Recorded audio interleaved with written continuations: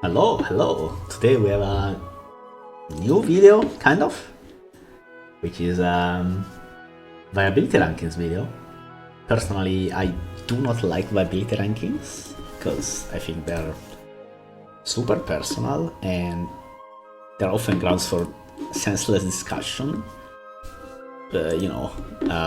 People seem to like them, and since I'm here to give people what they want, we'll have to pay lip service at least to the idea, but I'll try to be brief at least and not go for hours on. Alright, so let's get started. First off, we have Abomasnow. Alright, so Abomasnow is okay. Mostly only seen like hyper offense teams, and even then it's kind of a fringe pick. Hail defensive styles, sure, you can do that. Are they good?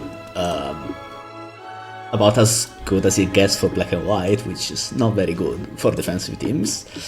So for now I'm starting B, but obviously it depends on everything else, so they're subject to change. Actually, Abomasnow is decent in itself because, aside from the hail factor, it's hard to switch into Abomasnow, right? If you have something like, let's take a random sample team. In fact, I will get it in right now. Right, so if we go to the samples and get the best sample teams, which will be the first three for, let's say, this three, right? If you get a Abomasnow in for free and it has a free turn, let's say your Sash and or get in on Rotom Wash, or if you're Sash onto Keldeo, for example, like, some team has to make some real choices, right? Do you attack to break the Sash but lose your Keldeo to Giga Drain? Or worse for Rotom? Rotom is probably slower than Abomasnow to begin with, because many Abomasnows are faster. Let's say it's a max speed and special attack Abomasnow with Blizzard, Giga Drain. The other two moves are not too important. You should probably almost never click them, so let's only include the stabs. Yeah, like, if Abomasnow was a free click, even I guess, let's say it's Sash and it's in on Abomasnow on Team 2.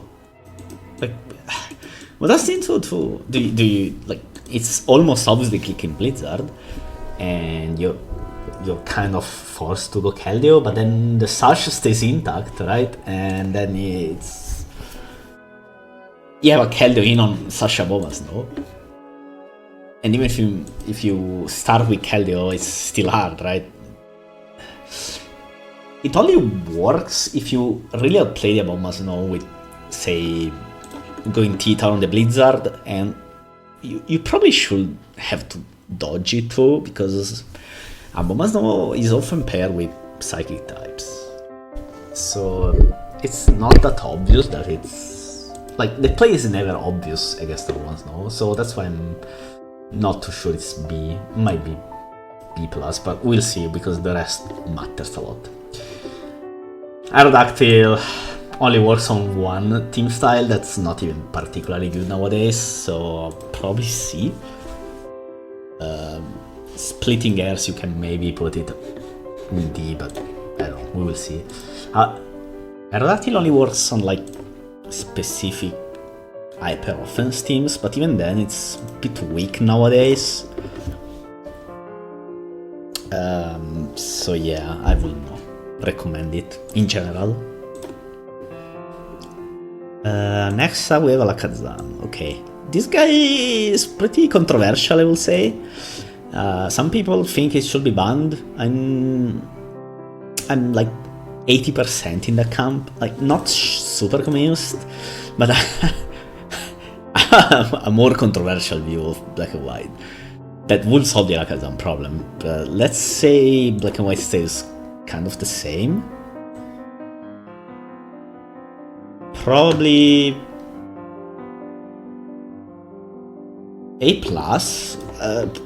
S. The thing with Lakazam, it only fits on one archetype, and it's also kind of nothing as a mon defensively. And so, like, yeah, you build your team and it has an Alakazam, but Alakazam does nothing except kill everything, right? That's about what it does. So technically, that will not make it S or S minus even. It only does one thing. It's incredible at doing that one thing, which is killing stuff. But if we go by the alleged spirit of the VRs, then it's probably not S. But again, this is why I don't like VRs, right? People mostly worry about their own usage, kind of, right? So they're like, oh, I use Alakazam a lot, so it should be high. I use this other mon a lot more than other people, so it should be higher than most people put it. And that's not wrong. And also, it gets hard because there's mons like who offer both offensive and defensive abilities. Whereas mons like Alakazam only do one thing, basically, and they're very good at it, but obviously they're less flexible than others. And flexibility also impacts VR ranking, for most people at least. And so it's a bit tough. I'm putting it at A+ for now, and it's probably going to stay there. Although I think Alakazam is very close to being a bit very strong, without the a bit. Thing is, it has, let's say it has two sets mostly, right? It's Sash and Life Orb. Sash is good, and I think people have kind of abandoned it. I don't think they should have. Not as hard as they did. And Life Orb is very good, but I think it's a bit overrepresented. Issue with with Life Orb Zam, I think, is that you have a specific sets of counters that most teams are built to get them in safely into you.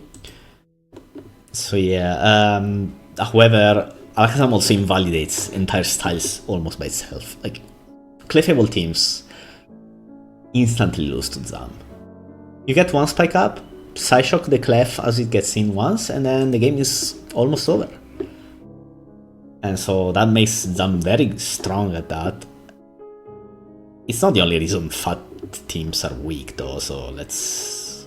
like some people are like, yeah, we should ban Zam because it's very strong into tall teams or fat teams in general. Correct, I don't think that's... I think in this gen, bigger teams are at a disadvantage, like, by design. Even if you remove Zam. Like, even when we didn't use Zam a lot, let's say in 2014, stall teams weren't that good back then either. It's just hard to stall in this gen. It's just almost unplayable. It's not unplayable, you have to be very surgical with your playstyle, and most people are not. And so you can play stall in this gen, but you have to be very good at it and to not make mistakes in at least like 5 or 6 key turns, and in a gen where the average game length is like 30 turns, that's a tall ask, man. But yeah, I'm keeping it at A+ for now. I've seen the recent post that some people ask Finch to get it banned. I'm sympathetic to them. Personally, I think Spikes will get banned from Black and White.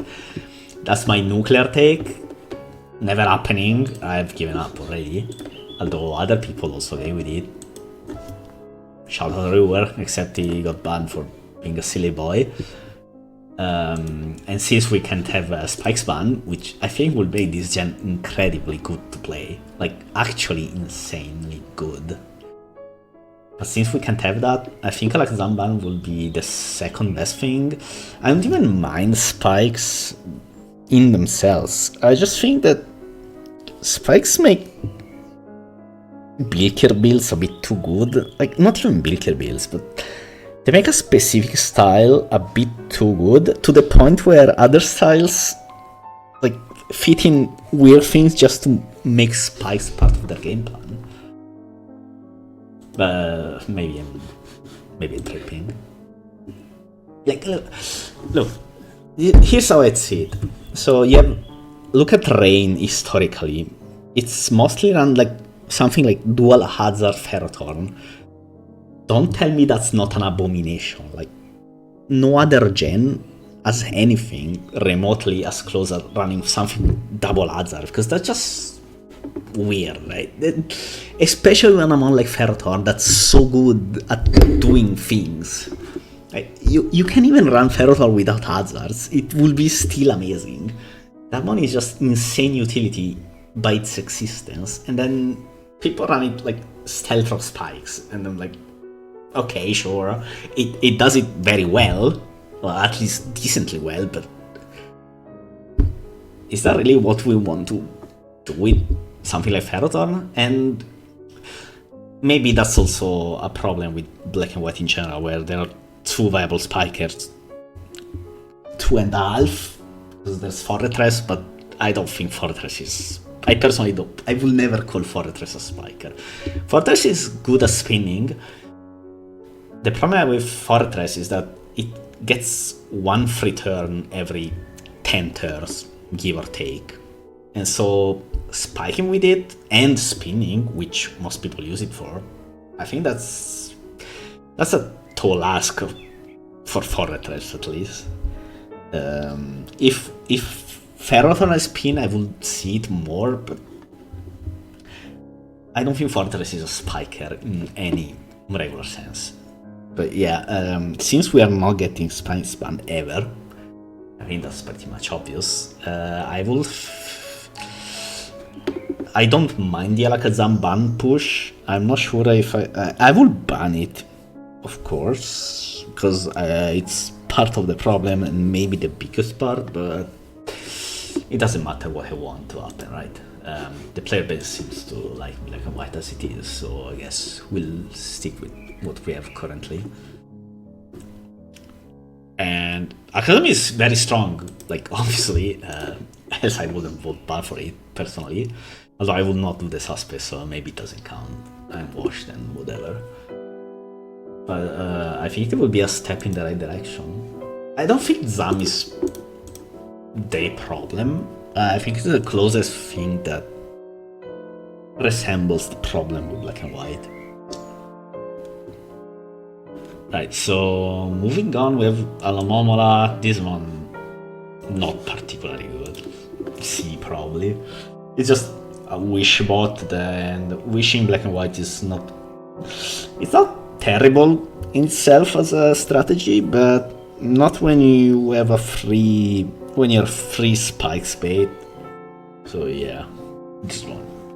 If it had flip turn and heavy duty builds like in later gens, then sure, but as of now, I'm not a fan.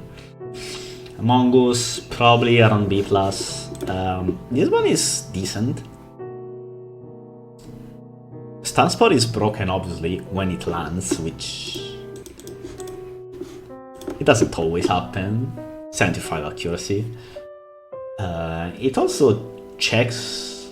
it also almost completely checks a few mounts that are very strong, like Helio. And it gives you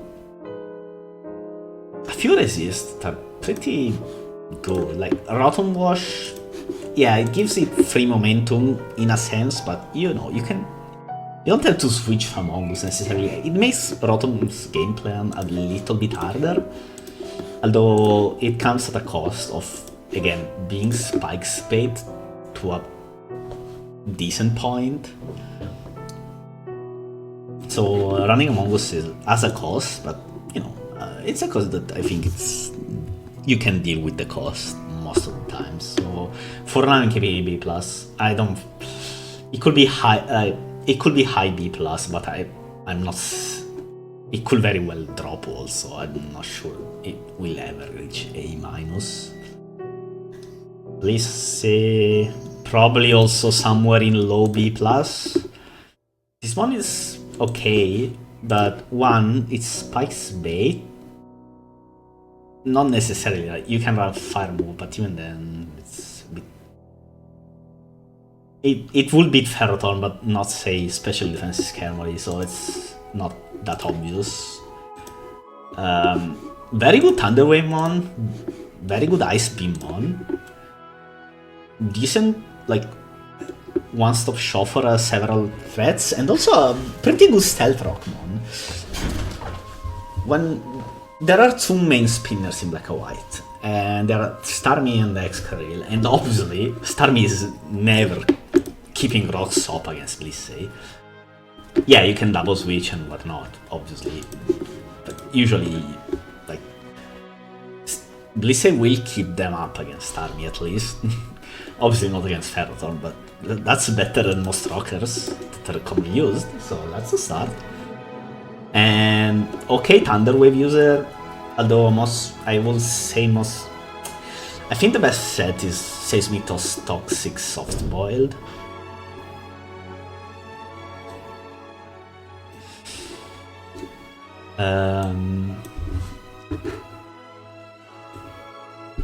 Mostly because I don't know if Toxic is soft boiled Seismic Toss.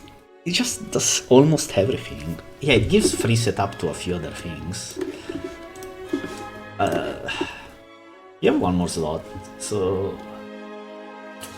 that's nice. I've seen people experiment with Healing Wish. I don't think Healing Wish will say easy to eat. I think you need to keep her around. Even on hyper offense, you should probably consider sticking, like, keeping Bliss around. Because Starmie is a mega threat to hyper offense, obviously. Volcarona also is. So yeah, it's not that obvious that Healing Wish is a good move on Blissey. Cleric is a bit too slow usually, but you can run it. It's okay. Like, it works, but you're giving up free turns, and in a gem that as fast as Black and White, that's a bit tough to justify. Same with Wish.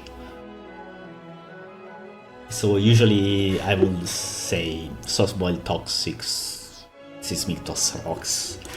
If you run that in like 90% of the time you run Blissey, I think you will be very happy with its performance. So yeah, I'm keeping her in B+ for now. I think that she's gonna end up a lower B+. Breloom. This mon, I really like this mon. Most people will disagree with me, but I think this mon is strong, like actually strong. Yeah, it struggles in the sense that teams can easily dance around it, but that you cannot easily dance around a mon that is as strong as Breloom. You can get dance around the same way you can, like, annihilate your counters. So if you take, let's go back to the, like, let's say you have this. You lead you have a Rotom in against a Rotom Wash. You have Loom against Rotom Wash. What does the Rotom team do? Do they go Landorus and tank a Bullet Seed? If you get 3 or 4 hits, Landorus almost dies.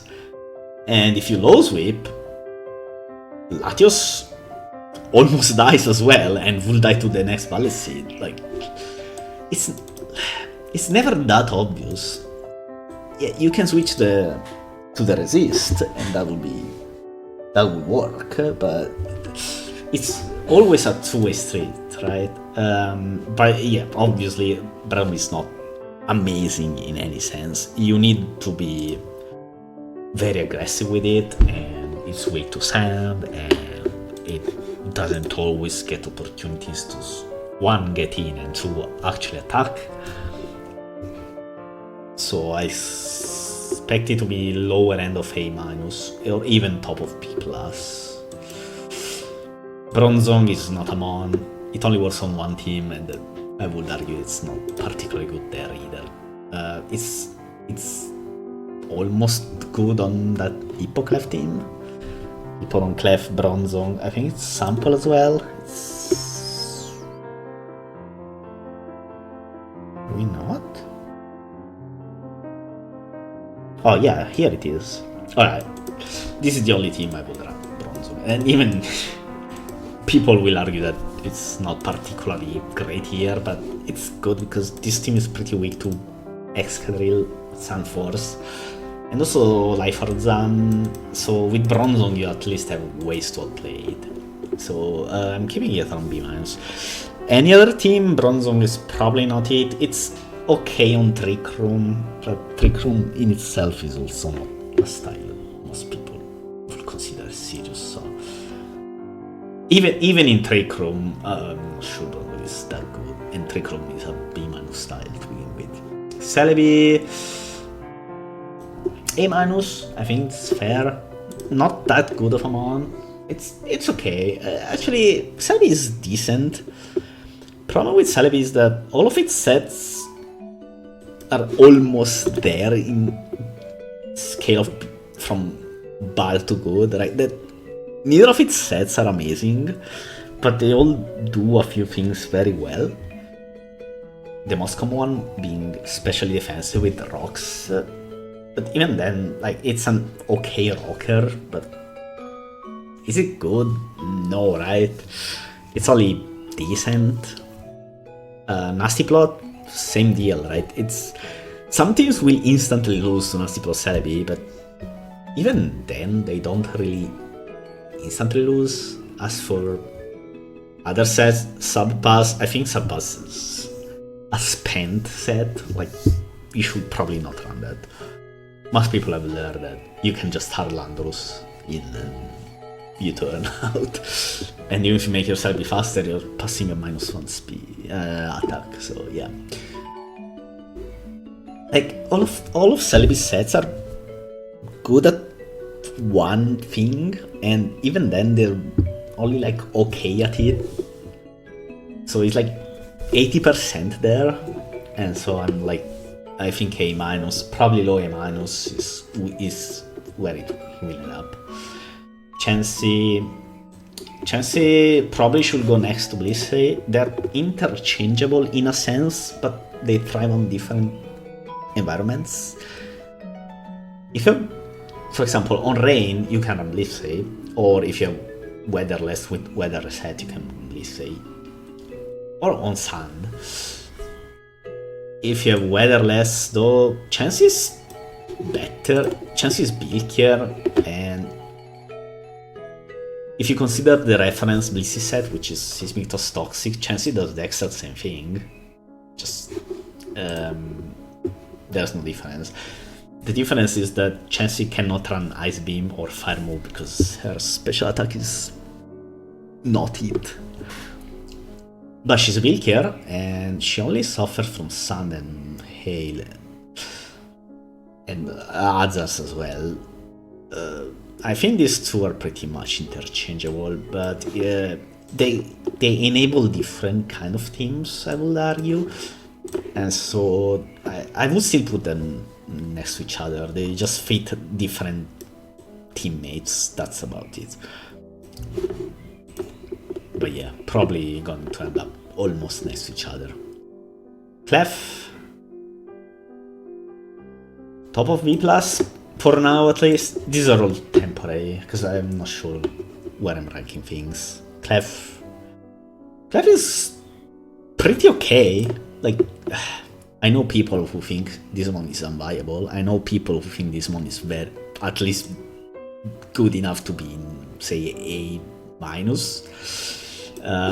For me, I'm going to go the enlightened centrist way, and I think this one is very much viable. It enables some compositions that we would love that in the past, so that's a start. Very strong paralysis and knock-off support, especially. Knock-off support is very good in black and white, so this one, I will say it's good. Like, it kind of fulfills a role that's sort of similar to Blissey's less chancy, except it doesn't need the same support. In fact, it's less, and that already makes it better than those, because it ignores sand, it ignores spikes, so you can run teams with Clef without spinner. In fact, most run without spinner, and that already frees up a lot more than Blissey or Chansey. Although, of course, it's worse at dealing with several threats as a result. So it's a trade-off, but with the way Black and White plays out, it's usually worth to run Clef over these two, so sure. I think it's probably top of Birlas. Conkeldurr. Alright. Conkeldurr is probably better than Brenom right now. Conk is actually pretty strong. I know people who think Conkeldurr is unviable. I think that's misguided at the very least. Conk is actually a very strong Pokemon. So Conkeldurr's main issue is coverage. You kind of you always want Drain Punch. I'm the only set that fits on most teams is Bull Cup. Not even most teams, but the set that you should be running if you want consistency from Conkeldurr is Bull Cup and Drain Punch, and then you have a choice presented to you between Ice Punch, Payback, and Mach Punch. Mach Punch is pretty good into Hyper Offense, so and Conk is mostly running on Hyper Offense, by the way, and so if you run in a Hyper Offense mirror, Mach Punch Conk, fantastic mon to have. On the other hand, you can run Ice Punch and Payback on the same set and drop its PDVs. That makes you an absolute terror to some teams. Let's go back to the samples. Look at this team. You lead Kong, opponent leads, let's say Landorus. Landorus is a pretty strong lead. You have Ice Punch and Drain Punch and Mach, let's say. That's I will say that's the most common set. What does the Santin do? You cannot really you have Landorus in on this Kong set, right? What's your play? You probably U-turn, right? But you don't have Sand Up, so your best play is U-turn into Rotom Wash. The problem is that Kong's best play is Bull Cupping here against Lando lead, and then if you U-turn into Rotom and the Kong bulks up, you're against a +1 defense Kong and +0 attack, and you have Rotom in. What do you do here? Do you Wisp and activate Guts? That's very sketchy. Do you Volt Switch out into Landorus? Yes, that's your best play technically. You can get Ice Punched because you get predicted, or the Kong could also bulk up. Obviously, it goes the other way around too, right? The Kong user has to decide between Drain Punch, Ice Punch, and bulk up. But it's not that obvious how you beat Kong with something like this, especially something like Sun number 3. Kong against this? I'm not saying it's over from preview, but you're pretty close to having a terrible game into Kong. And especially since you need to get Sand Up, but your Sunsetter does not want ever to get in the vicinity of Kong. Even you can't even really outplay the Kong, because the Kong will just bulk up on you, and your best play will be to status it, but then you activate Guts. So if you Thunder Wave it, let's say, or Wisp it with Rotom, then it will just click Drain Punch, and with Guts, even your Landorus kind of struggles switching in repeatedly. That said, if you're Jelly Sand and it's Ice Punch Map, you got it free. So the Kong has coverage issues, I would say, mostly. and so that's why I'm in A minus. It's very good against a lot of teams, but it's also stonewalled in a lot of matchups, so yeah. We're gonna keep it there for now. Oh, Cresselia. Some people will see me do this and think, oh yeah, he's onto something, and I am onto something. That said, this one is pretty fringe, let's say. I think B.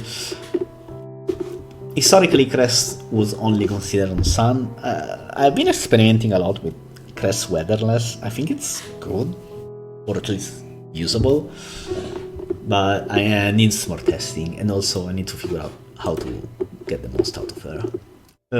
My favorite set is Sunny Day Ice Beam with Rocky Helmet, by the way, and Thunderwave and Morning Sun, Moonlight rather. But I've also used like super, like on very offensive teams, you can run Ice Beam, Lunar Dance, Thunderwave, and an attacking move. That's good as well. It also lures Flash, by the way. Not saying you should run it, but consider it. Ditto, C probably. This one only works on one archetype and not even that well, which would be like, I don't know, actually it doesn't work on any archetype specifically.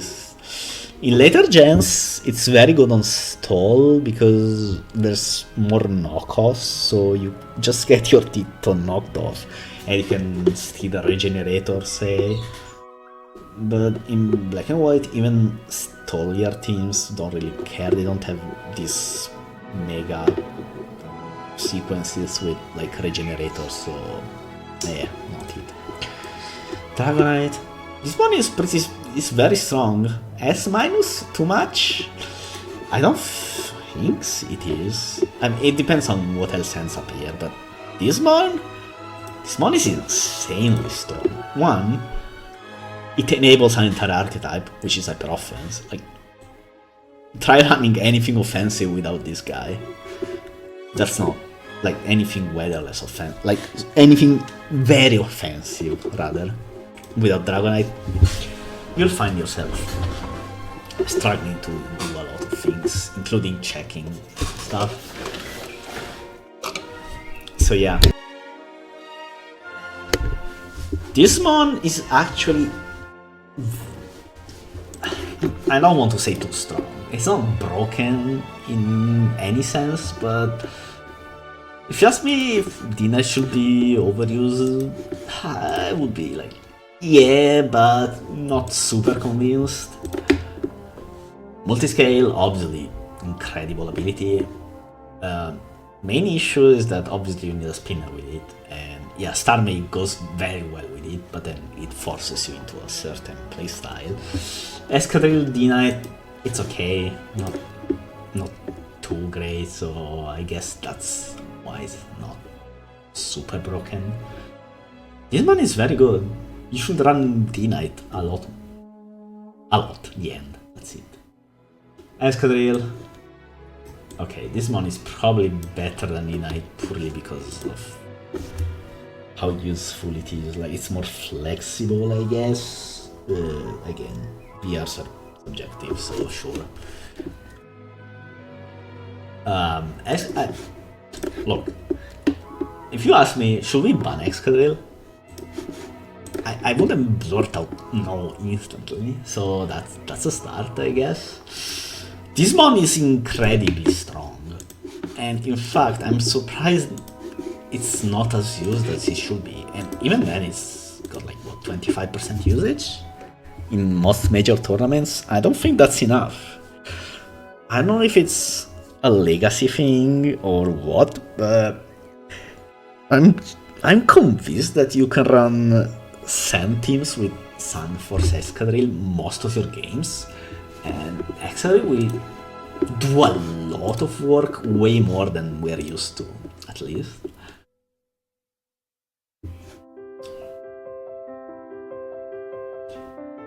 Like, it's got what?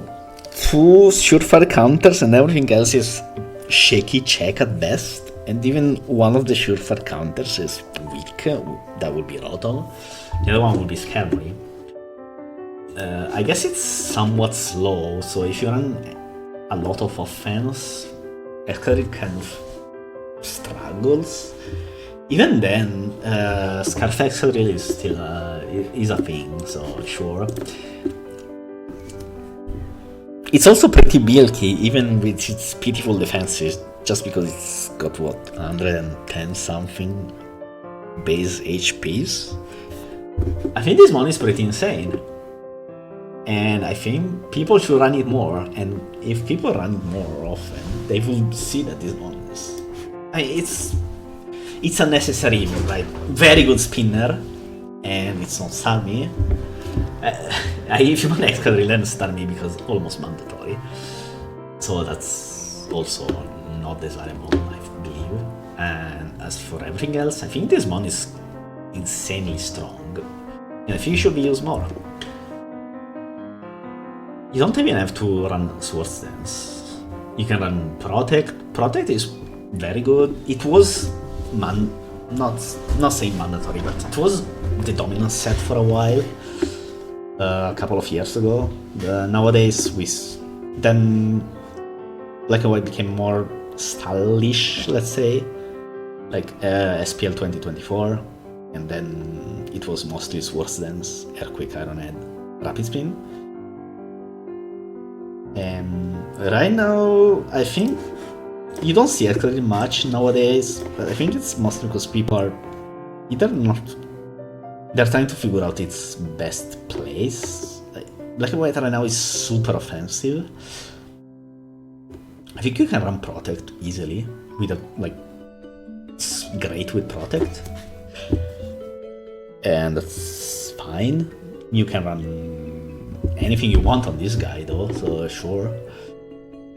There was a brief stint where they were almost all Scarf, like a few months ago. Right now, I don't see that many Excadrilles nowadays. I think this mon is still incredibly strong. I'm not sure why people are not running it.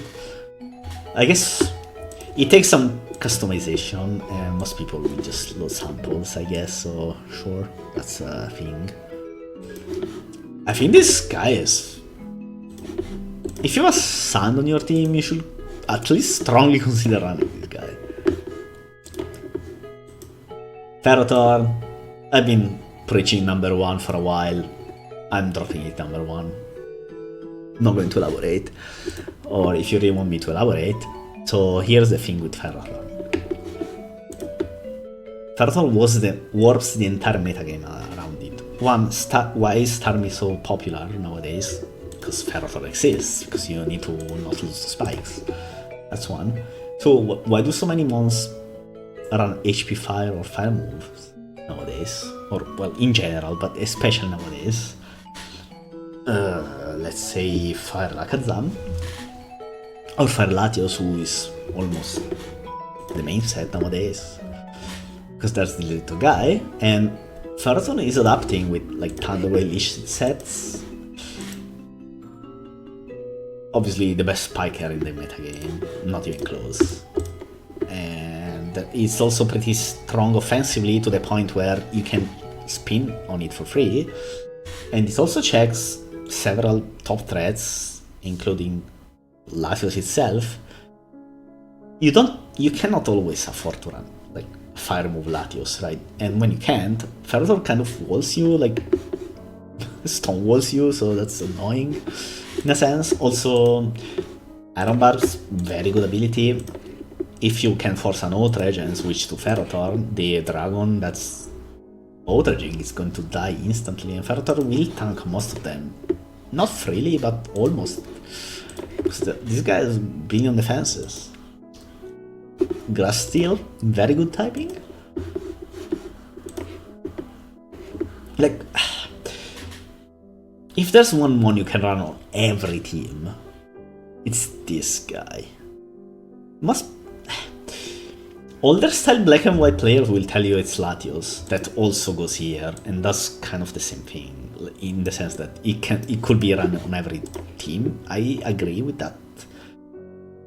Maybe Latios has more flexibility. There's a few more team styles that Latios could be running, but Latios is also easier to drop, I think, than Ferrothorn. on some teams, for example, there's several Sun teams that are good that don't need Latios. And if you don't believe me, let's go to the sample teams. This one does not run Latios.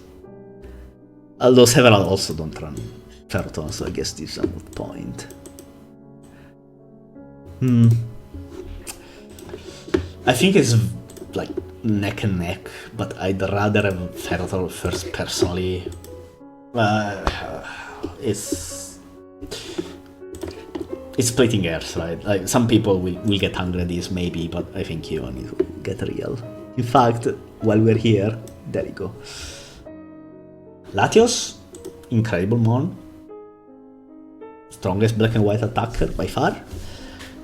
Not in raw power, but overall, like it combines everything, right? It's got utility, it walls a few top threats, maybe not walls, but at least checks a lot of top threats. Keldeo, even Terrakion, fight resist, water resist, like Rotom check in a sense at least. So incredible mon, abuses spikes, topical mechanic of black and white, so that's also very important to do. Yeah, good guy. You should probably run Latios in a lot of your teams. Not saying all. Some people will say you can run Latios 100% of your games and it will be fine, and that will be true, but that would also be I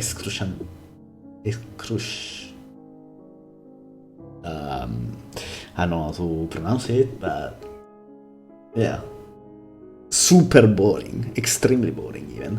So yeah, but same goes for everything else, I guess, so sure. Cool thing about Latios also is that you can customize its set to do whatever you want. Shout out Brinky Latios, by the way, the Reflector Helmet guy. Chef's kiss. But you can, nowadays the most popular set I would argue is Kolbur. That's a good set, prevents the Latios free trap, and you can get some damage on Titar and open up to, for example, from Lakazam guy, or you can roar things or other stuff. I don't know. I would say Kolbur recover 3 attacks though is the most popular one right now on Latios. But you can run Specs, you can run Scarf, you can Trick, you can run White Herb, you can run Kolbur Roar, you can run whatever you want. Some of these sets are a bit maybe out of fashion, like for example Roar, but they're still okay. They still work. You can run Calmine Lumberry. I'm not gonna say how MONAI calls that set, because we're on YouTube, but you can abbreviate it yourself, right? Calmine Lumberry. Yeah. You can also run, for example, Psyshock. We've seen it in seasonal finals by Cow, and it basically annihilated an entire team by itself, because it was rain, and they, with one spike up or two, the only strong psychic resist on most rains is Ferroton, so if you Psyshock, and Ferroton comes in, it takes fights, and then it only can do it a few times, and then it's done. So yeah, Latios, good one, run it. Fortress, probably around B+. I think the problem with Fortress is mostly people's perception of it. I think this one is good, like better than most people think, but also I see a lot of people run it like with spin and spikes. I don't think that's realistic. You cannot. Fortress only gets a free turn every, I don't know, 10 or so turns, I would say, so probably spikes are not the best when you get that. I would argue that you should run either Rapid Spin and 3 attacks, or Rapid Spin and Rocks. Rocks are fine, or even Toxic Spikes, but Spikes and Rapid Spin, that's not happening. And most of the times we'll only spin with this. it's very hard to get a lot done with Fortress, I think, but I still like them on. It gives you a strong check into a lot of things. For example, against Hyper Offense, you can lead with it, and if you lead into Hyper Offense Garchomp or Terrakion, you kind of get a free matchup there, right? And especially, you can get Toxic Spikes up, maybe, and then your matchup into Hyper Offense gets way better, because you have T-Spikes down. It also is a decent check to several strong attackers, so it's a nice guy to have. I think people should run it a little bit more than it's run nowadays, not that much, and also you should not run Spikes and Rapid Spin. I know, it's tempting, because you're like, oh yeah, I can spin and get Spikes up. Maybe you can get one Spike up and spin, but then Fortress dies. But if you do that, then you lose your Fortress and it has done nothing except bring utility, and you kind of need this guy to also actually check things actively, right? That's why I think T-Spikes and Spin is the best set. Rocks is fine, I think. I think Rocks are too important. And so maybe Fortress is not the best guy, but it's better than Spikes, I think. Although the other way around to look at it would be, oh yeah, I don't necessarily need Spikes, so maybe you can have Spikes as a luxury on Fortress, that's also fine, I think. But yeah, I consider the hazard on Fortress a luxury. You will either spin, you will want to either spin or attack most of the time with this guy. Next up, Frozlass, one trick pony, only gets Spikes up, and Destiny Bond. Same deal as Aerodactyl, kind of, but worse, so here you go. Chomp.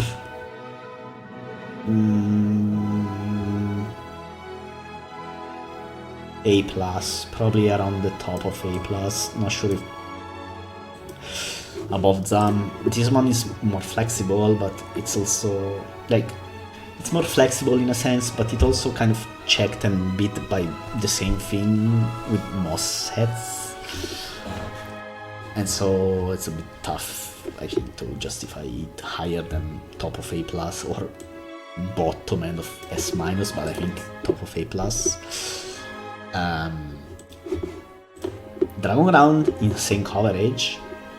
Draco Meteor, Fire Blast, Earthquake, insane set. But kind of easy to play, not easy, but you know, how many times you have Earthquake or Fire Blast in Pomon and then Latios came in on that extra turn, and then you're kind of there, just sad because of what's happened. SD has the same issue, kind of. You want Yacheberry, so you don't die to random HP Ices or whatever, but then you die to Latios. If you run Ababerry, sure, but then you die to HP Ice. And if you don't run Lamberry, Rotom Wash just wisps you. In theory, Chomp should be higher. I think in practice, you always have the wrong set in context, almost always. It's still amazing, obviously. Mix set, very good. Also, probably the best rocker in the tier overall. Like, aggressive rocker at least. Offensive rocker. There's no spinner who wants to directly 1v1 Chomp, right? At least until a few things have been revealed. Great as the user, decent mixed attacker.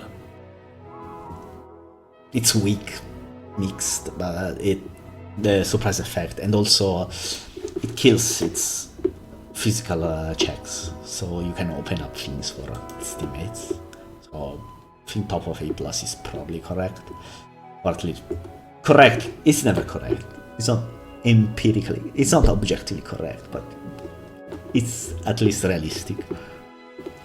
Gastrodon, this one is... I know one person who really likes Gastrodon. I think it's okay, but it's It's also barely okay. Probably bottom of B+, if not even top of B. It does like 3 things very well, and everything else is a hindrance to your game plan. Free entry for Ferrothor, that's massive red flag. Unless you're good at the game and colored it, then I guess. But even then, you still have to switch out afterwards, so it's not even that good at that. Oh, if you load this into Rotten Wars, your opponent will have an aneurysm though, so I guess that's an angle.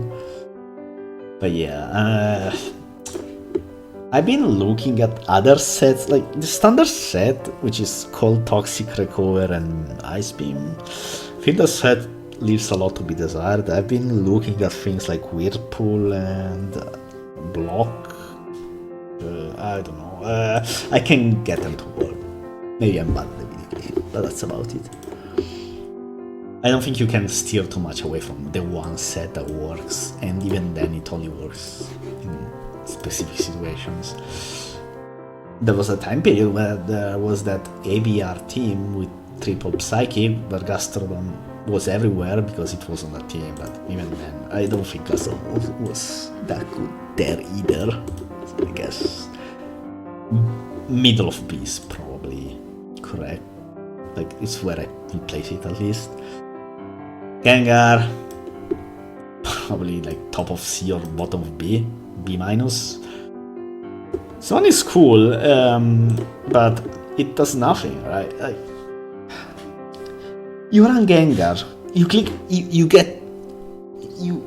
prepare the field for Gengar to click Shadow Ball like 3 times in a row, and then you're like, wow, is that it? It does no damage. This one does no damage. I'm not sure how.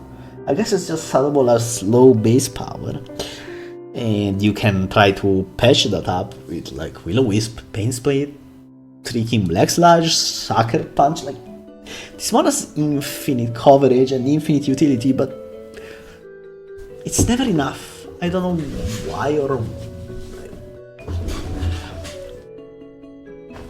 Best application I've seen for this was Will-O-Wisp Gengar plus Reuniclus, which hasn't been a thing since 2014, so good, unlucky.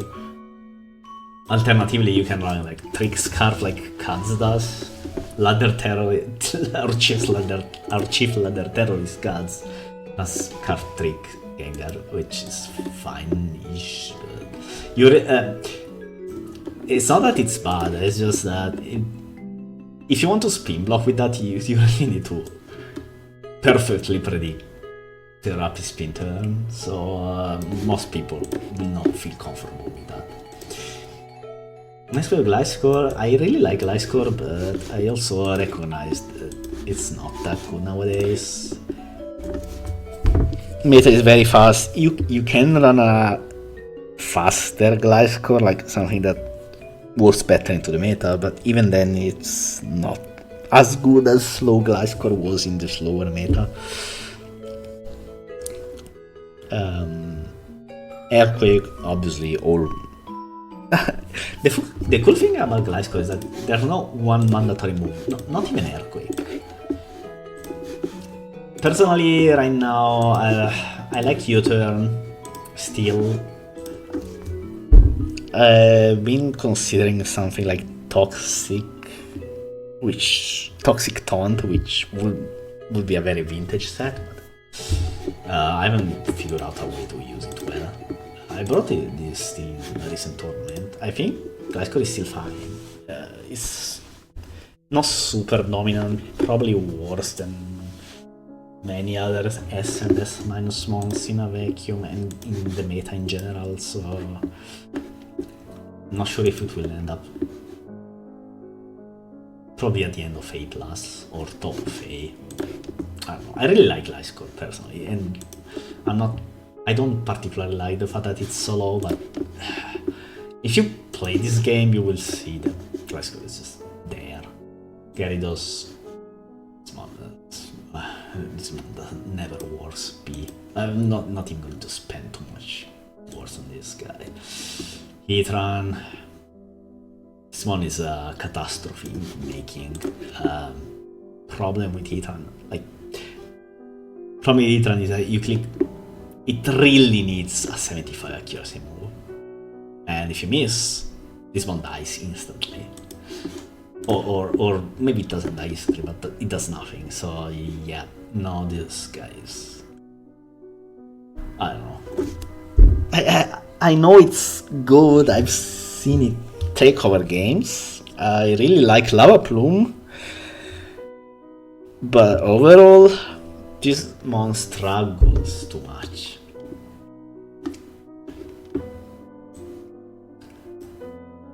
Definitely lower than Clef. Like, if you hit Magma Storm, this mon, like, if you tell me, oh, I'm going to hit every Magma Storm, it goes like up here, right? Like middle of A+. But in the real world, you will not hit every Magma Storm, and therefore you're kind of not always useful, and that's very sad. That said, there are Lava Plume sets that are coming back, I will say. But maybe not coming back, but people are starting to consider them again. But until I see them a little more, I can really factor them into this VR. So since 90% of Hitrans recently have been Magma Storm, Wisp, Balloon, I'm sorry, but you go here. I can't endorse a mon that was main ways to make progress are 275 accuracy moves. Yeah, you can only run one of them, but you still need to hit it pretty consistently to get any value out of it. So yeah, I'm sorry, Ethan, but you're in the dumpster as of now. Hippodon, I really like Hippodon. I think it should be decently high.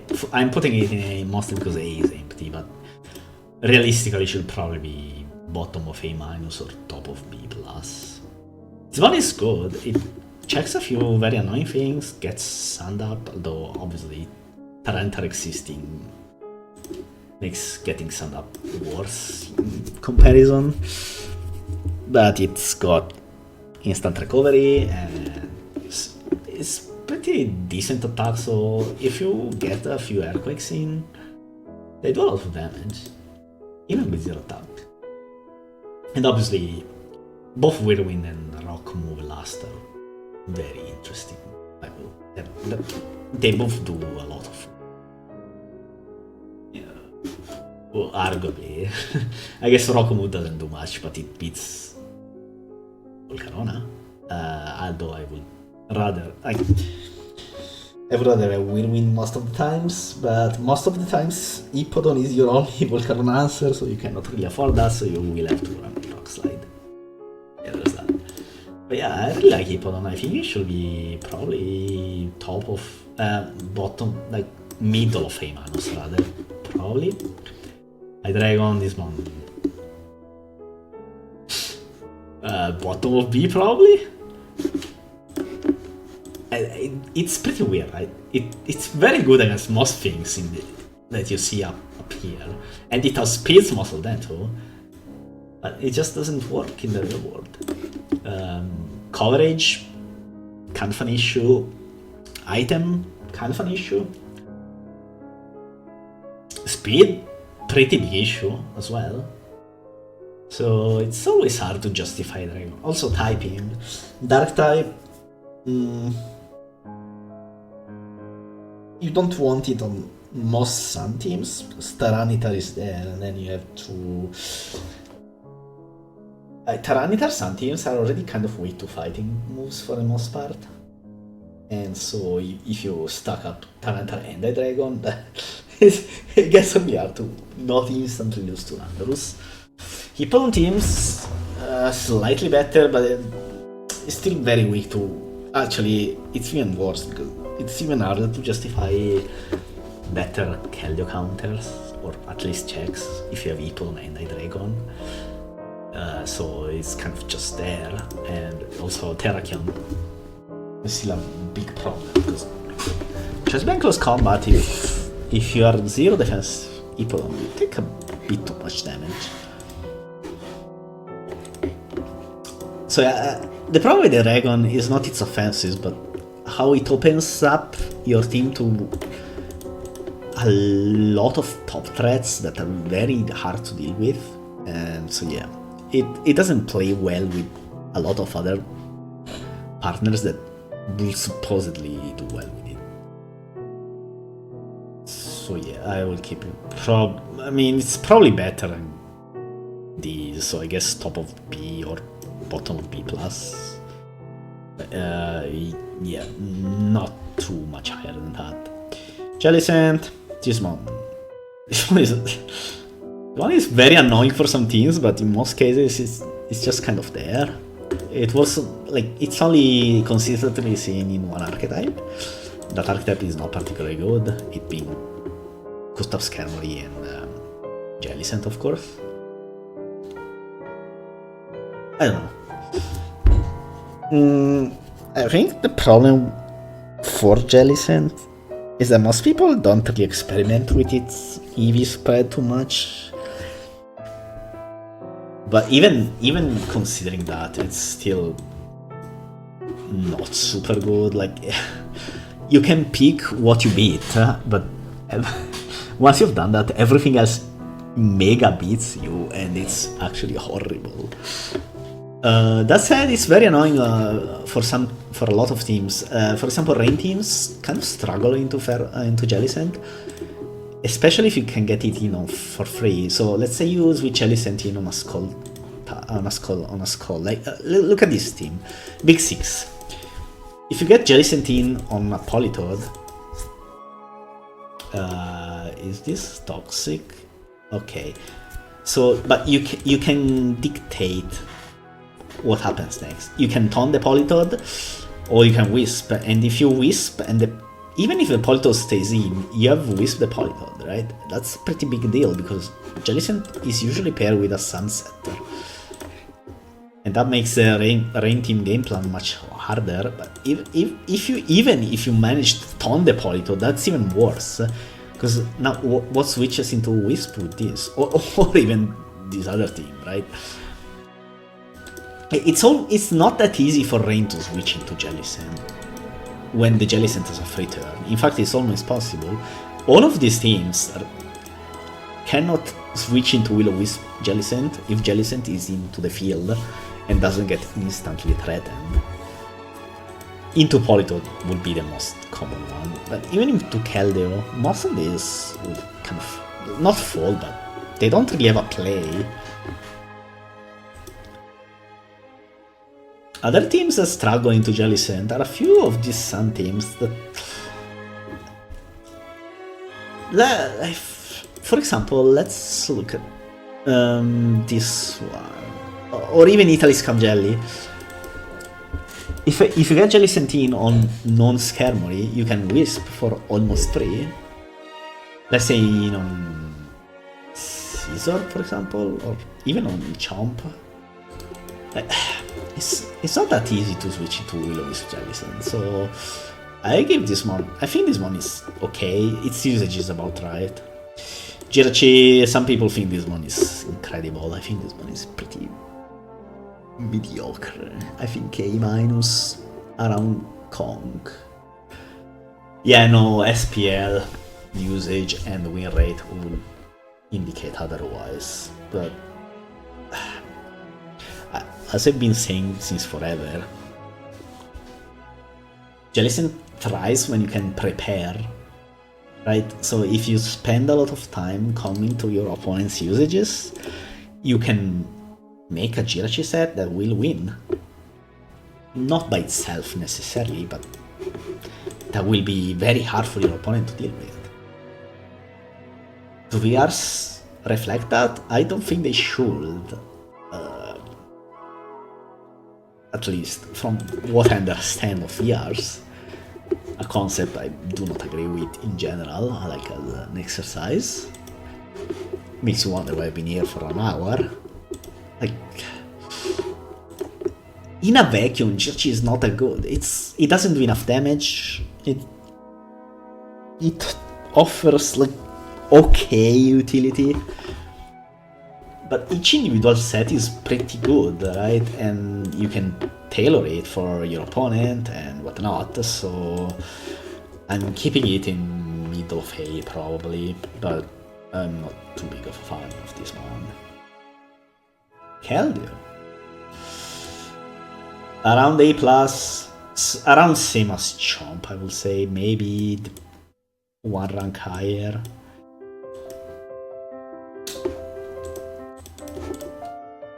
The thing with Kelder is that it's more threatening in the abstract than in the real world. Like, build a team, we can build a black and white team and you can find a Kelder set that beats you.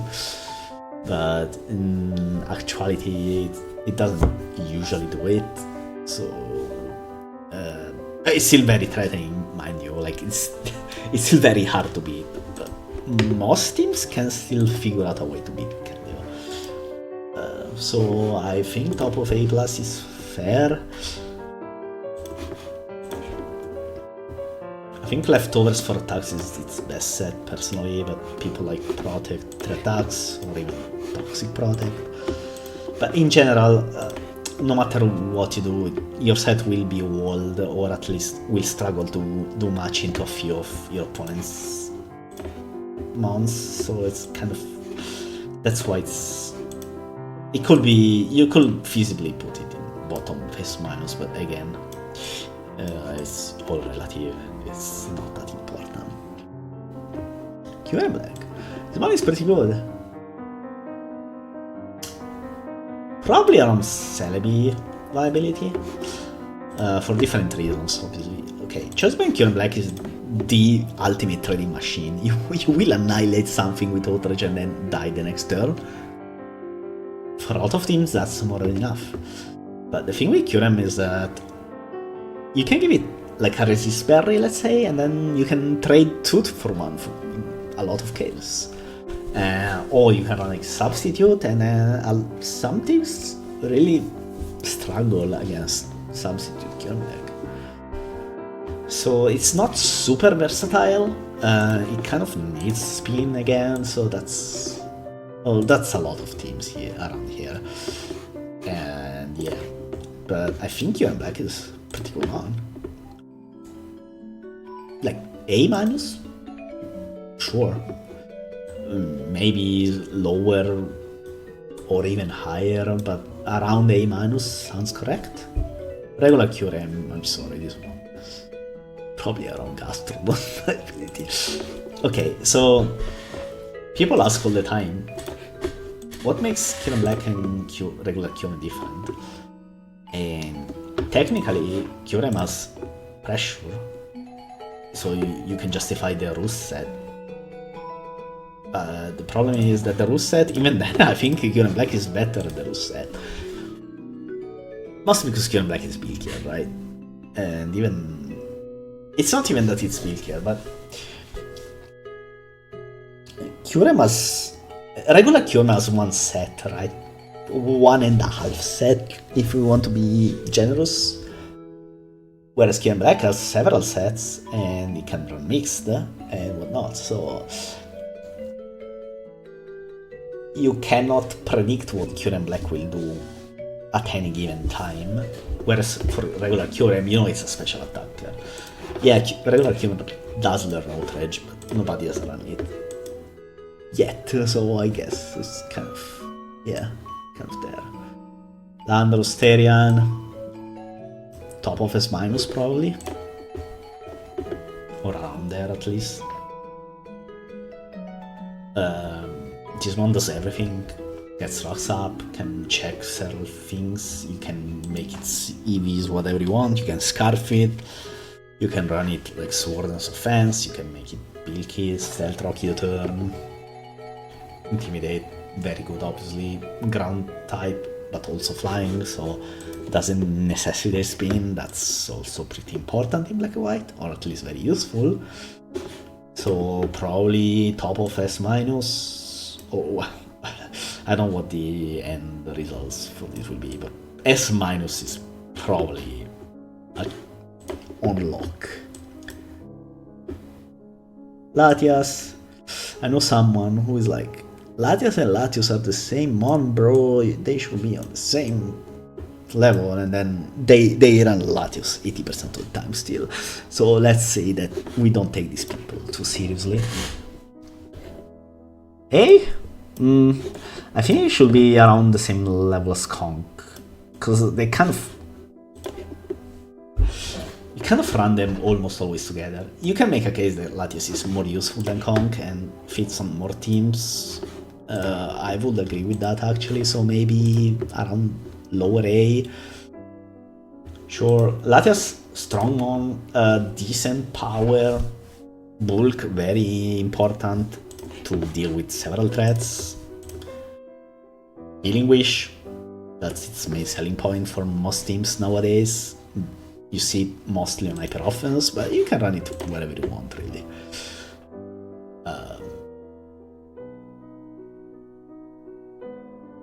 But yeah, its main usage, you will see it mostly on hyper offense teams, but you can run it on big tier teams. It's also on a sample team that's not hyper offense, which will be the Hippoclef again. Its role on this team, it's your main water resist because you don't really have anything else. Pretty strong Keldeo check, and okay at beating Starmie too, maybe not beating but checking it. Coupled with Clef at least. Also Polito switching, you know. It's a good one. Probably bottom of A or top of A minus.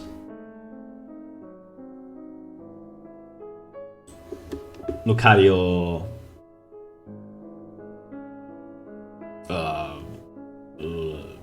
around here probably B minus. This one does one thing and it's okay at doing it, but not fun.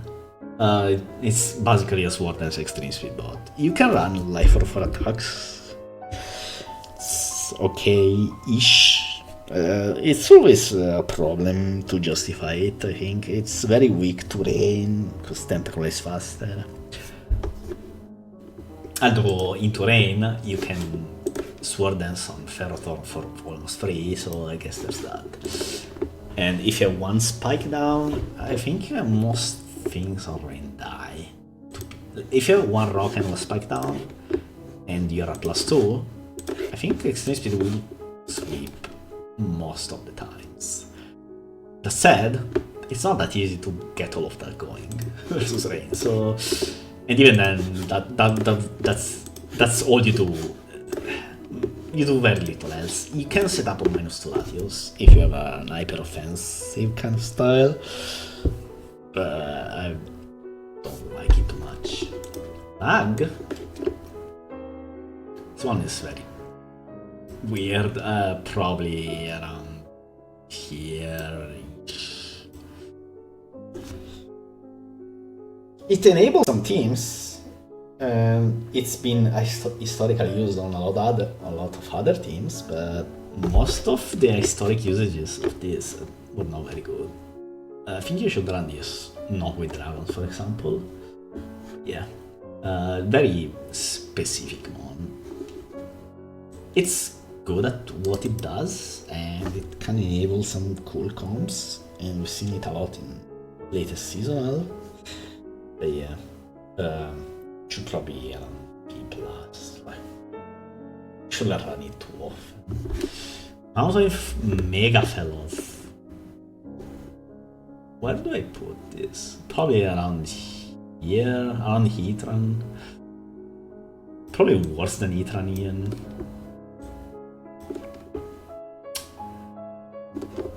Yeah, this one.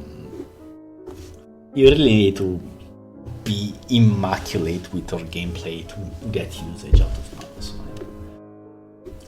And that's kind of surprising because a lot of offensive teams are reverting to like dragon spam sort, but even then, it kind of falls flat, it feels. Also, the popularity of Bolmostami doesn't help. Yeah, you cycle crush it for 45%, but you only get to do it like once over the course of game usually on against Stami teams, so it's not the best.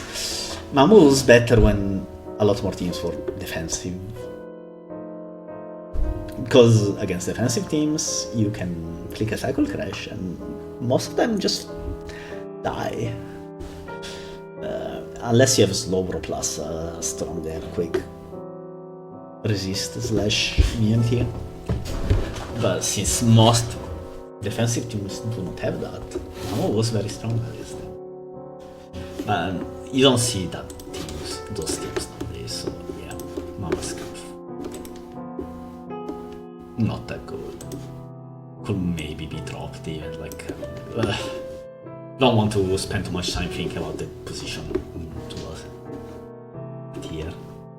This Muse. This one is, yeah. Top of B-. I'm also dropping Gyarados. I think Muse better than QM probably, so probably something like this. Me at least boosting Muse, I think is not that bad. I think more people should consider it. Like, it's not great, but it's usable. Is QM usable? Less so than Mew. Yeah, this one. I really like this one. It's just bad. Same goes for Ninetales, really. Like, well, some of these ones are just not usable. Some teams, there's one Sun team that's barely viable, and you still have to play super hard to win with it, and so I think this one is B-.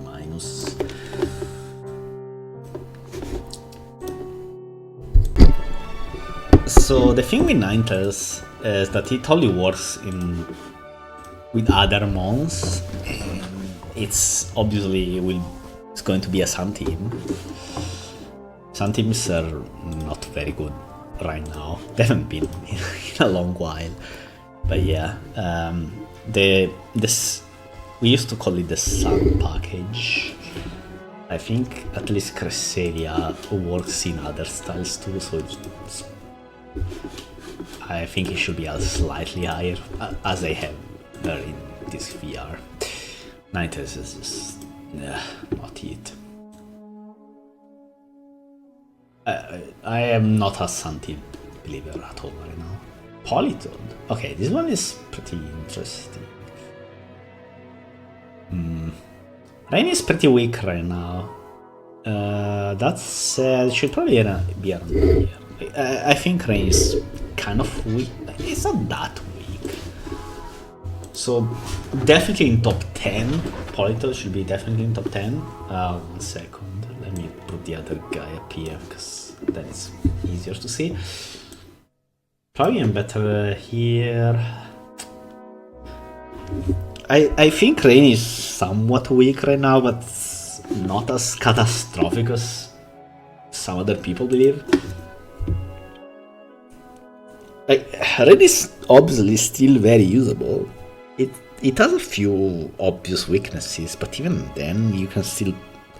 I still see Rain teams win convincingly in a lot of tournaments.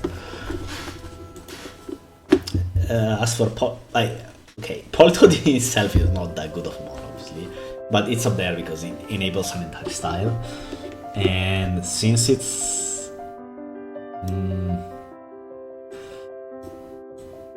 probably something like this, we'll have I think this is more realistic. So D-Knight A+. Yeah, D-Knight is the face of a playstyle, but the playstyle has other mons that are very strong. So I think A+, top of A+. Okay, I think this is better, yeah. Politoed itself is probably not overused by its traits, but it fits nicely on Rain teams still, because it's pretty bulky defensively, and a lot of Rain teams struggle with ground moves, or ground types rather, so that's nice. And obviously, if you load Politoed into Weatherless, Politoed is actually pretty strong into Weatherless. Obviously, that's thanks to Skull being in Rain being absurd. So yeah, probably in top 10 for sure. No, I'm not sure where exactly, but again, VRs, it's just whatever. Okay, Reuniclus mega fell off. I think this money still good-ish. Probably around bottom of A+.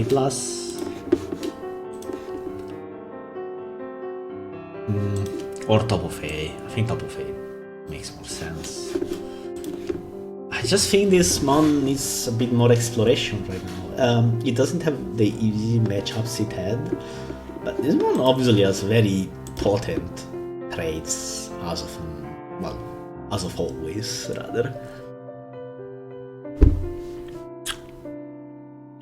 Especially considering the rise of Conkeldur, because it's pretty solid Conkeldur check that is not Slowbro for some teams, and that's pretty important because Slowbro necessitates spin, right? You can just slap it on your Sun team and it will beat Conkeldur by existing. So that's a big plus. Unironically, a pretty strong one. In fact, I think with Reuniclus you can probably make a pretty solid anti-hyper-offense squad that doesn't need spin, but I will need to figure out a way to not lose to Ulk, which I will do if I were bothered by this game as of now, but I can be arsed. Okay, Rotom Wash. Some people are super high on Rotom Wash. I think this one is still good. I run it more than others on this list, but I don't think it's particularly great. Around here, it feels pretty empty. This, maybe?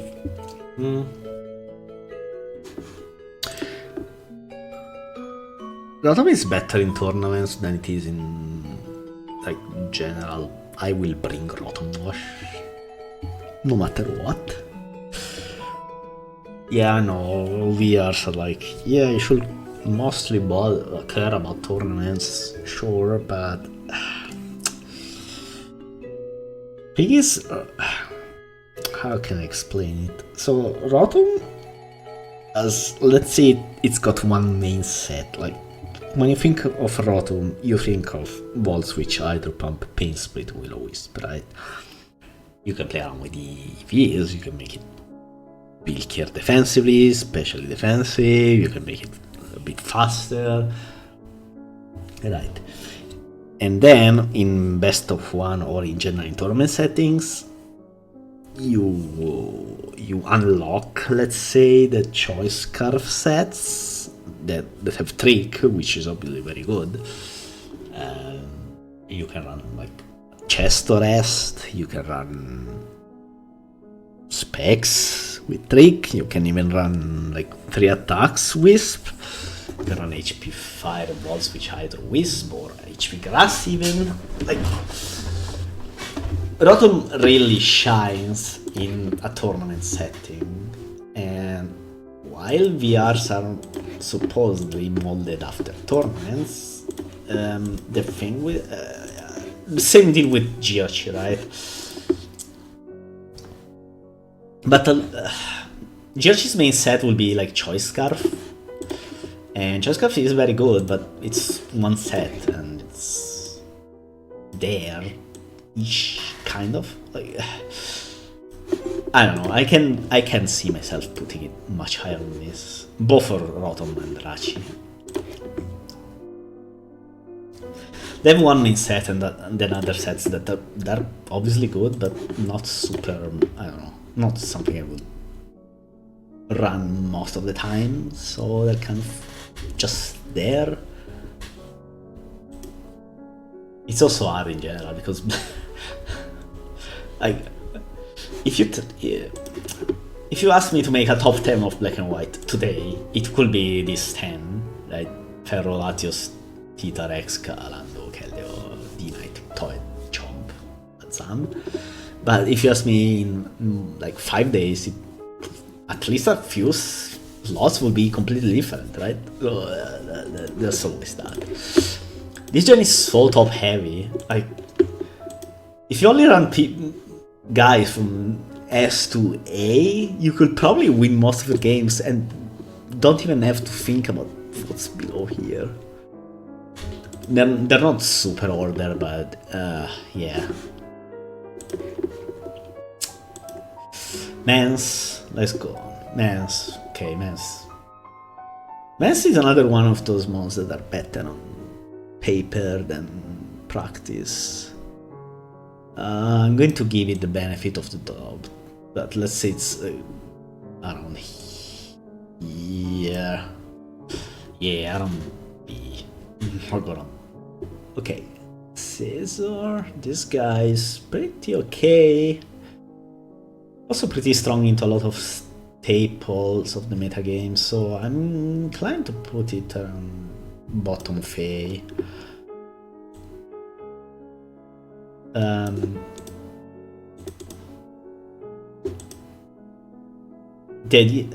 Okay, as this Caesar is decent, not that great. Scarf is also decent, not that great. Band is non-existent almost. SD Roast is also non-existent, so let's only consider Scarf and SD3 attacks.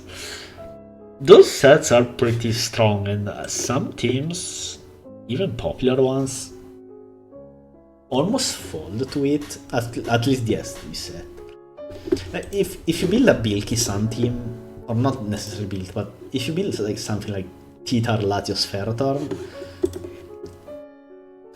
you have to consider the fact that Caesar will probably be very strong into you, for example, so that makes me think Caesar should at least be A.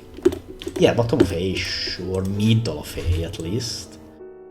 I can see it be probably worse than Rachi still overall nowadays, all things considered, but it's pretty strong pick. Scarf Caesar, I think it's a bit gimmicky because it's very strong into some players mostly, but overall the mon, you have to play well to get real value out of it.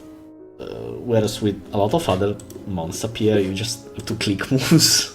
Whatever you click, you will do well.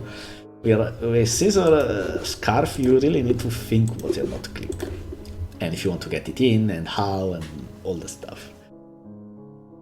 Or you can just click U-turn all the game. That's okay, but it's not that great. It also probably is another problem with Caesar is that if you run it on hyper offense, yeah, sure you have Starmie.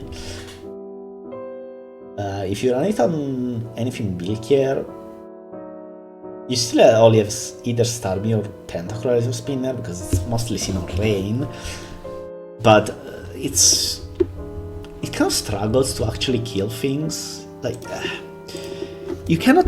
It's not that obvious that you are going to Pursuit and kill Latios, for example. A lot of Corbur and a lot of whatever. And obviously you cannot hard Caesar on Latios moves, because yeah, you have 0 HP, so Draco is going to do 35-40%, and then it's kind of tough, right? And also Rain will be up, so there's Surf to consider, and then you could get it wrong. So yeah, there's nothing wrong with running Caesar per se, but it's not that obvious to get the value out of it, and it also struggles into several common things, but it's also very potent against other common things, so it's okay. I think middle phase correct for Caesar. Says me Todd. If we're talking Brinky Todd, probably S+. But since we're probably not, this mon is very fringe, like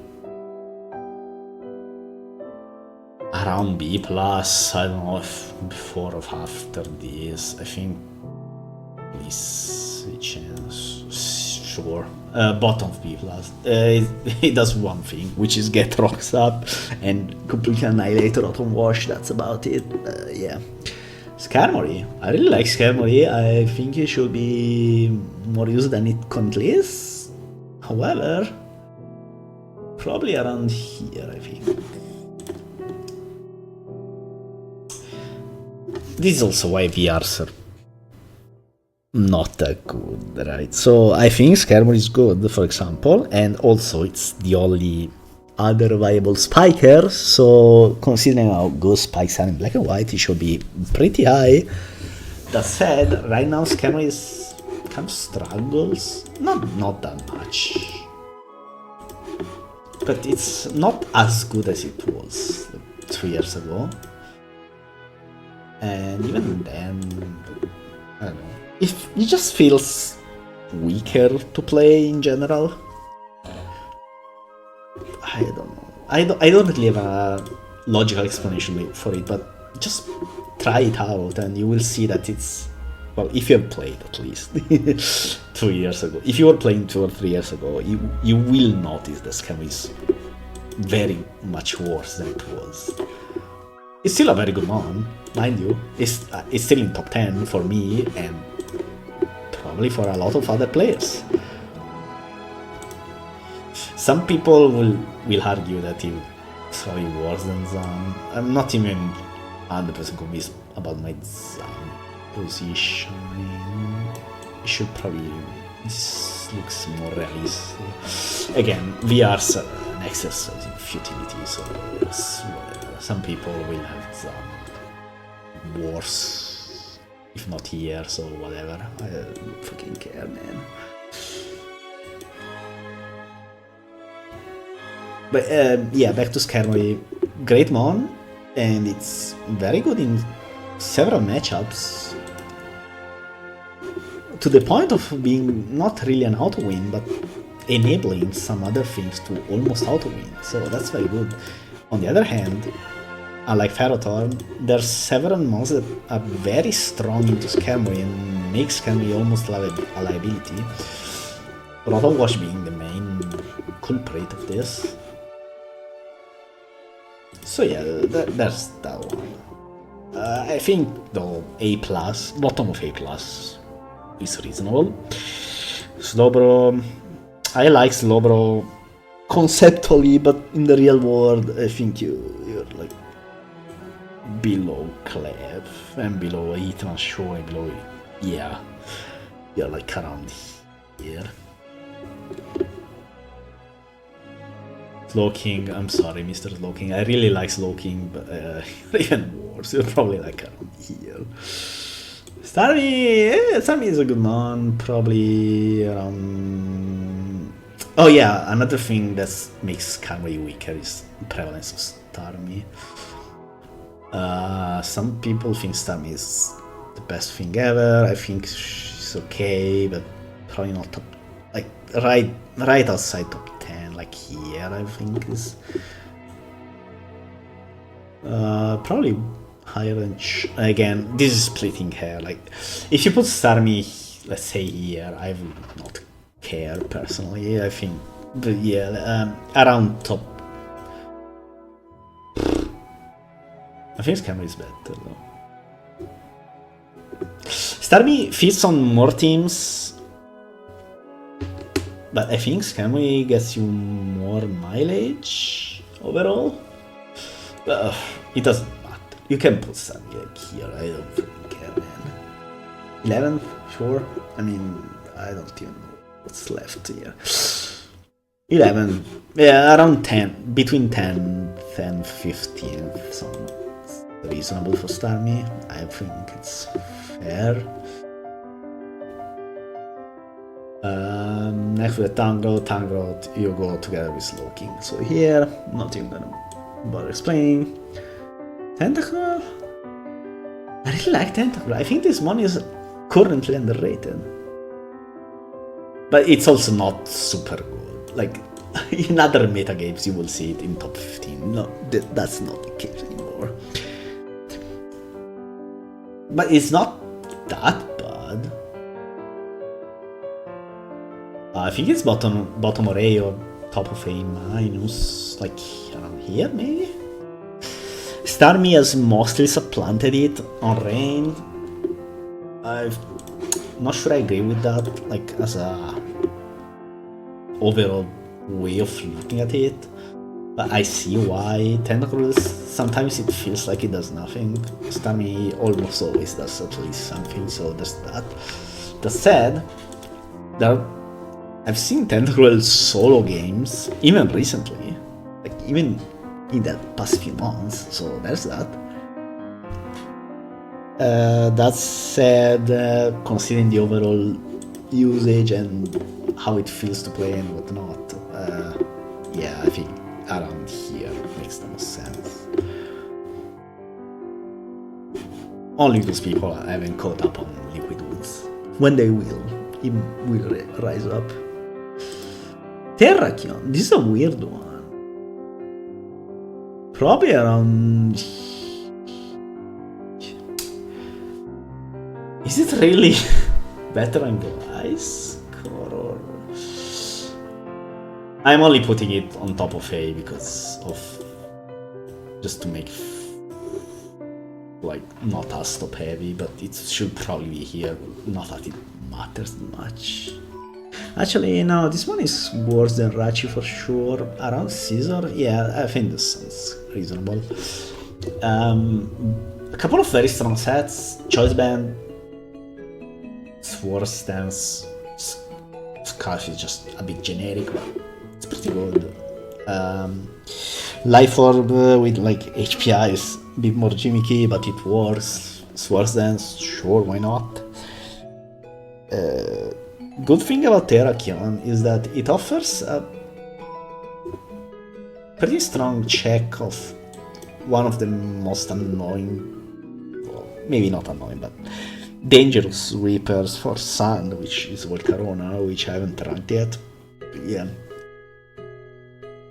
A lot of Sun teams instantly fold to Volcat +1, but if you're Terrakion, then you're okay-ish.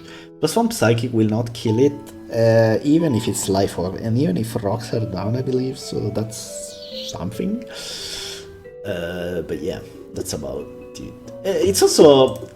a lot of rain teams, for example, kind of fall to Choice Band Terrakion, especially if you run something like this sample team against rain. You get Terrakion in like and click close combat, and rain teams, especially the ones without Tentacruel, look at this one. This one is probably the most popular version of rain that you will see. Rain number 2, which Caesar killed Starmie Thunderous. Let's say you get Terrakion for free on say Ferroton and click close combat. What does this team do? Who is there switching? Caesar dies, Polito doesn't, but it dies in 2. Ferroton dies, Keldeo may tank one, maybe somewhat, but you know, you don't want to take 90% Keldeo. Starmie tanks one, yes, it will survive close combat, and so will Thunderous. It's not obvious what play you go for, right? You could also very well click Stone Edge, and then both Starmie and Thunderous will die. Right, so that makes Terrakion very dangerous.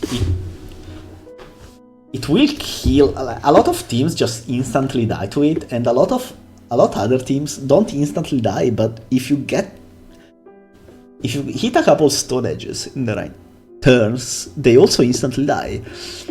Even Sun teams. So you go Landorus and get Stone Edged, you take 50%. Suddenly, the next time you cannot send Landorus in on Terrakion anymore, not even on close combat, especially if rocks are down. Or up, rather.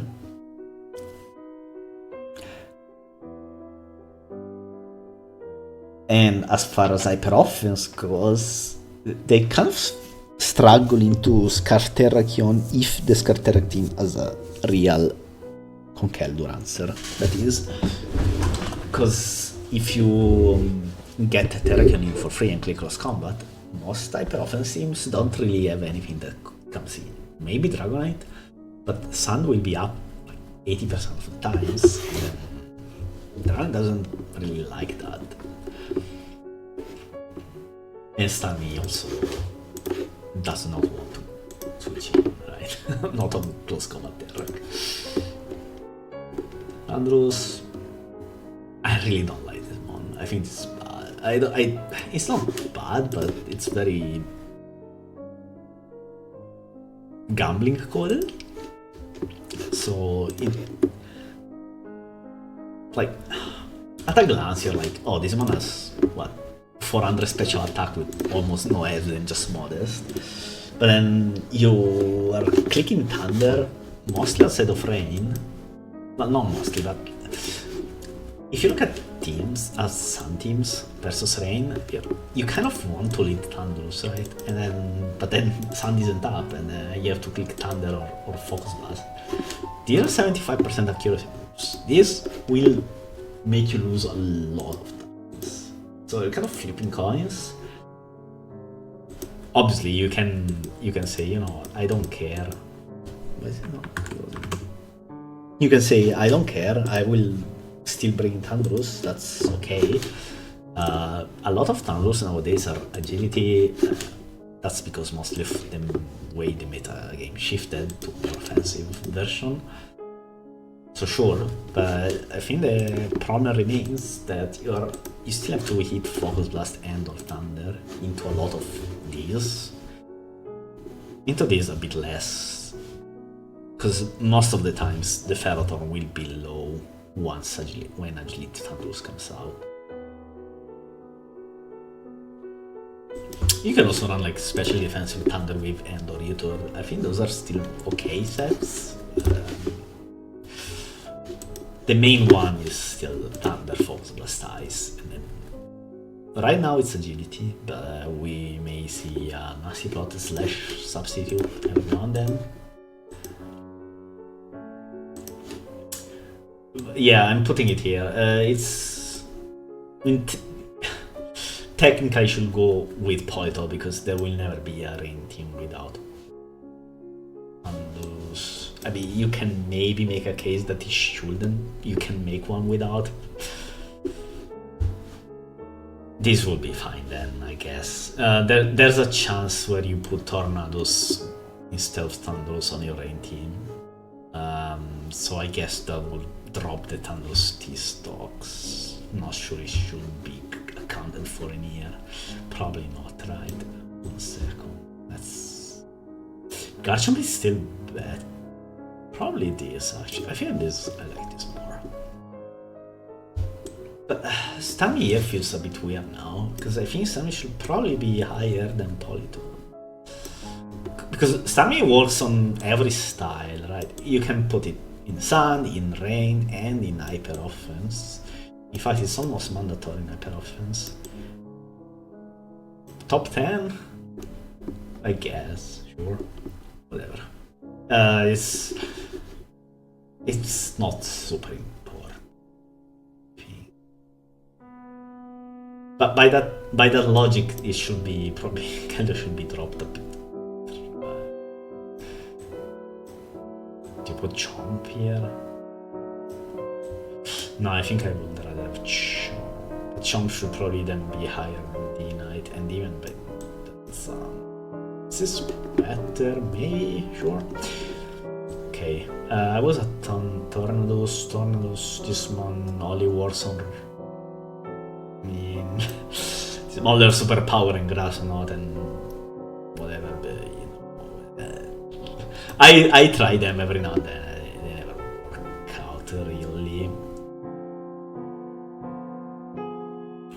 I think around here...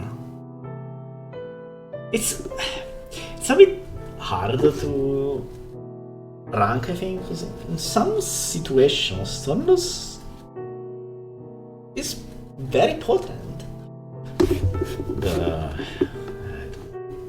Toxic Rock, I'm sorry, man. I'm sorry, buddy. I'm your biggest fan, but you probably aren't here. This one is just sad. Victini has some uses of like Final Gambit. I guess you go around here. Not too important. Final Gambit is the only set I would consider nowadays. Yeah, there are some teams with 90s Victini. I guess I can raise 90s Victini.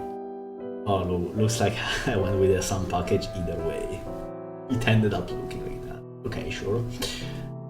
Victini Sun is very strong. You can hard create, and that's a guaranteed kill on almost everything except like Titar, but Titar does not want to switch into Victini because you will Grass Knot, learn Break, Focus Blast, and with a Wisp, or even like, something like Searing Shot is kind of annoying, even though nobody runs that. But Searing Shot is 100 base power farm with 30% burn chance. So yeah, that's a thing.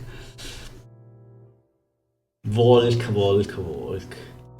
This one is super controversial, but I think it's very bad nowadays. Like, right now I think Volk is very low. Actually, I would argue that Conk is the better hyper offense mon even. And Latias too. Top of A minus? Something like this? I think something like this is more realistic for Volk. Look, I'm a big fan of hyper offense. I really like morph teams, but Volcarona right now, it feels very bad to play.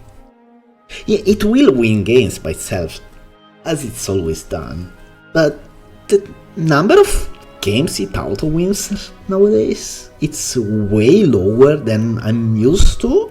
1 and 2, it's like, it just feels less impactful even in the games it wins. There's more steps you need to take for it to win. And then you can argue, yeah, but why do people want it banned even if some players put it like, I don't know, like 25th like I did. Some people will argue that it's low, but I mean, I can put it here, but sure. Although I think it's very generous, I don't think it's better. I mean, sure, this can also make sense, but I don't think it should be here. Actually, better than Raymond, sure, better than Scizor. Yes and no, Gliscor, sure. Even if I put it here, but still, like, was it 18th or what? 9, 10, 11, 12, 13, 14. Was it 15? And some people want to ban it. And the thing is, Volk will make you feel hopeless. Like, when Volcarona wins, it wins. Like, equivalent says once, and then you lose instantly. And you're like, oh no, I hate this guy. That's very understandable, I think. I also think that not necessarily a skill issue. There are games where you just lose to Volk. There's no way around it. It's just some games you will lose to Volk. That's a given. Just like some games you will lose other things. But yeah, the problem with Volk is very it is very polarizing in its matchups.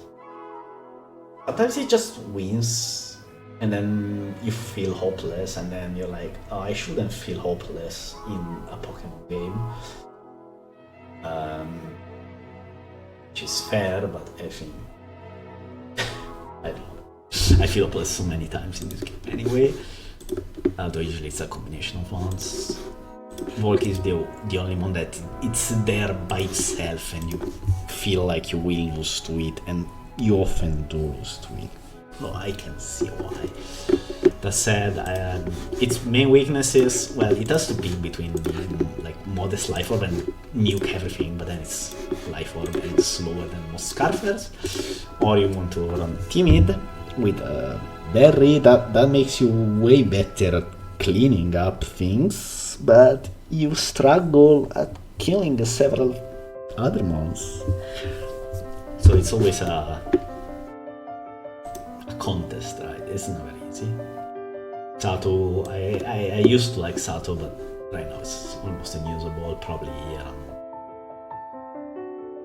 around here. Zapdos, this one. No. I keep trying to make this work, and it just doesn't. It's probably bad. It's probably like here. I think Subpass has potential, but I haven't been able to express its potential. I don't fucking care about D rank, man. Yeah, you can shift other things, but does it matter? I can squeeze some tiers by adding some more in detail, but I don't think it matters.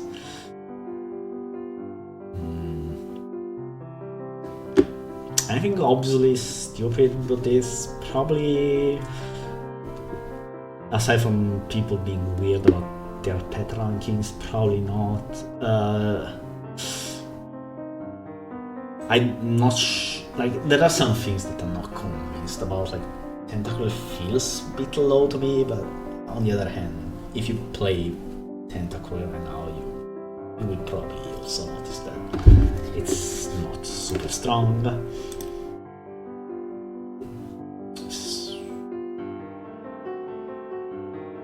Aside from the, like, arguing about small differences, I don't particularly care. Like, if you tell me, oh yeah, maybe Blissey Chansey should be higher in B+, I mean, okay, it's simply plus, right? So yeah, I don't care. But anything, like, were it up to me, I would put Cress a bit higher, like, even for myself, I would put Cress here, but does it really matter? No, right? Even if it's a bottom of B, even if top of B or the bottom of B plus is whatever. So yeah, nah, I think this is what I'm going with.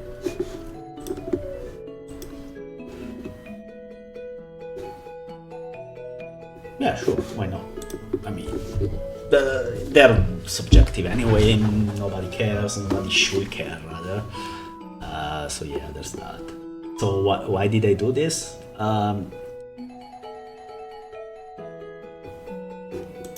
I don't know, I just felt like doing it. But I don't think you should get bogged down into VR discussion for hours with other people. That's just not useful. You could have spent that time playing and getting better, or not playing and doing other things. That's probably the best way to invest your time. So yeah.